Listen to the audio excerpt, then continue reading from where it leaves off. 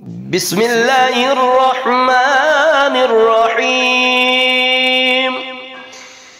أرأيت الذي يكذب بالدين فذلك الذي يدع اليتيم ولا يحض على طعام المسكين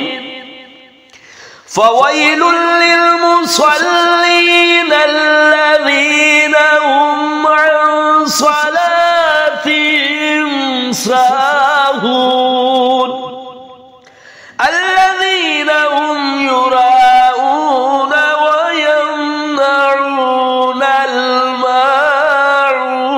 الماعون قل يا أيها الكافرون لا أعبد ما تعبدون ولا أنتم عابدون ما أعبد ولا أنا عابد ما عبدتم ولا أنتم عابدون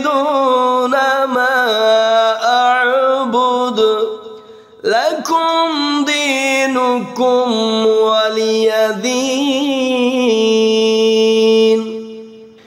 لإيلاف قريش إيلافهم رحلة الشتاء والصيف فليعبدوا رب هذا البيت الذي يطعمهم من جوع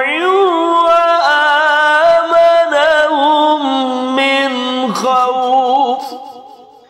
ألم تر كيف فعل ربك بأصحاب الفيل